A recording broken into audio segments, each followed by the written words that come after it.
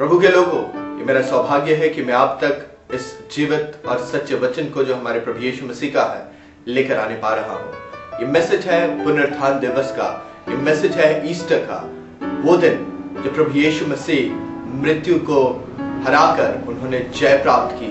और बाइबल के अनुसार बाइबल में ऐसा लिखा हुआ है कि हे मृत्यु तेरी जय कहाँ रही, हे मौत तेरा डंक कहाँ रहा। जी हाँ प्रभु के लोगों, मैं आपको इस बात को बता देना चाहता हूँ कि ईस्टर के दिन प्रभु यीशु मसीह मृतकों में से जी उठे। प्रभु यीशु मसीह जिंदा हुए, परंतु प्रभु यीशु मसीह के संसार में आने का जो मुख्य कारण था वो मैं और आप कई बार भूल जाते हैं। मैं और आप सिर्फ यही सोचने लगते हैं कि प्रभु यीशु मसीह इस दुनिया में आए, उन्होंने अपने जीवन को कुर्बान किया और तीसरे दिन यानी ईस्टर के दिन वो जीवित हो गए और उसके बाद अपने परमेश्वर पिता के दाहिने हाथ पे जा बैठे। But the message of Easter is not just to this. Message of Easter यहाँ तक सीमित नहीं रह जाता है, या पुनरुत्थान दिवस का संदेश यहीं तक सीमित नहीं रह जाता है। हम ये भूल जाते हैं कि प्रभु यीशु मसीह क्यों इस संसार में आए। पहला कारण प्रभु यीशु मसीह का इस संसार में आने का ये था कि वो उस रिश्ते को जो परमेश्वर पिता से हमारा था, जो कि टूट गया था, जो कि पाप के कारण टूट गया था, जिसके कारण हम पाप के दलदल में और पाप में पड़ते चले गए और हमने अपनी जिंदगी को बेकार कर दिया, बर्बाद कर दिया। प्रभु यीशु मसीह इस दुनिया में आए ताकि उस रिश्ते को जो कि परमेश्वर पिता से हमारा टूट गया था फिर से जोड़ते। दूसरा मुख्य कारण जिसके लिए प्रभु यीशु मसीह इस दुनिया में आए वो ये था कि हमें पापों की क्षमा मिल सके। We may receive the forgiveness of sins। हम अभी तक अपने गुनाह में, अपने पाप में डूबे हुए थे और शैतान ने हमें उन बातों में फंसा के रखा हुआ था ताकि हम कभी उनसे बाहर ना निकल पाए। लेकिन प्रभु यीशु मसीह आए, कलवरी के क्रूस पर अपने जीवन को दिया, अपने लहू को बहाया और उसके लहू के द्वारा आज हमारे सारे गुनाह हमसे धुलकर हमारी जिंदगी से अलग किए जा चुके हैं।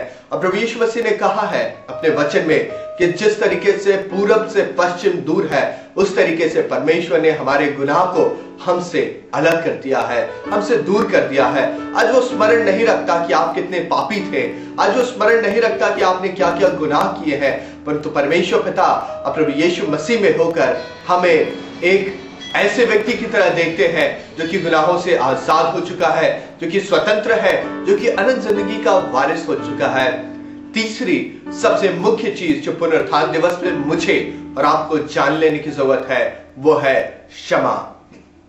प्रभु यीशु मसीह ने हमें पापों की क्षमा दी, परंतु एक जरूरी चीज जो मैं आपको बता देना चाहता हूं अजीजों, वो ये है कि हमें और आपको भी इसी बात को सीखना है।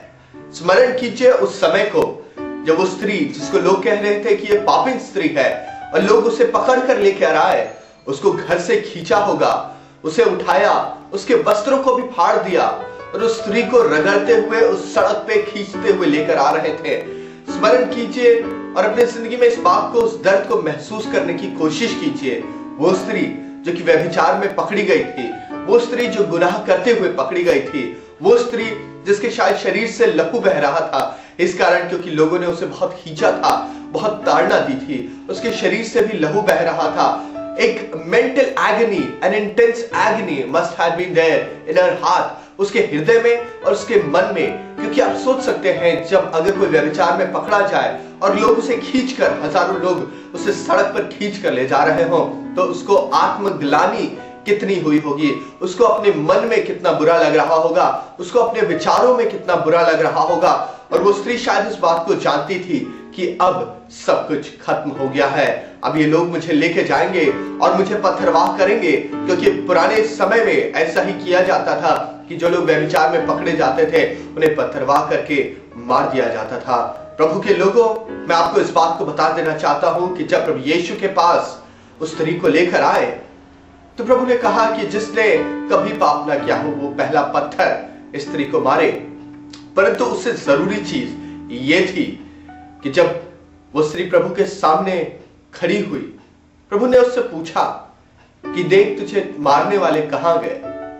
उस स्त्री ने कहा सब चले गए। परंतु प्रभु यीशु ने एक काम किया, वो परमेश्वर जो कि अधिकार रखता था कि उस स्त्री को सजा दे सकता, वो परमेश्वर जो अधिकार रखता था क्योंकि उसने कभी पाप नहीं किया था, उस स्त्री से कह सकता था कि मैं तुझ पर दोष लगाता हूं, परंतु उसने कहा जा, मैं भी तुझ पर दोष नहीं लगाता, अब से कभी पाप न करना। प्रभु के लोगों, वो परमेश्वर प्रेम से भरा हुआ है, वो परमेश्वर दया और करुणा से भरा हुआ है, वो परमेश्वर पापी से प्रेम करता है। वो परमेश्वर ऐसा नहीं है कि मेरे और आपके गुनाह को देखकर उससे मुंह छिपा ले, परंतु वो ऐसा परमेश्वर है जिसने स्वर्ग के तख्त और ताज को मेरे और आपके लिए छोड़ दिया। वो इस दुनिया में आ गया ताकि मेरे और आपके गुनाह के लिए अपने जीवन को बलिदान कर दे। आज ईस्टर का ये मैसेज मैं आपके हृदय तक पहुंचा देना चाहता हूं, living God group in India के माध्यम से, कि प्रभु यीशु मसीह आपके लिए और मेरे लिए इस दुनिया में आया है, और प्रभु यीशु मसीह ने मेरे और आपके लिए कलवरी के क्रूस पर अपने जीवन को दिया है,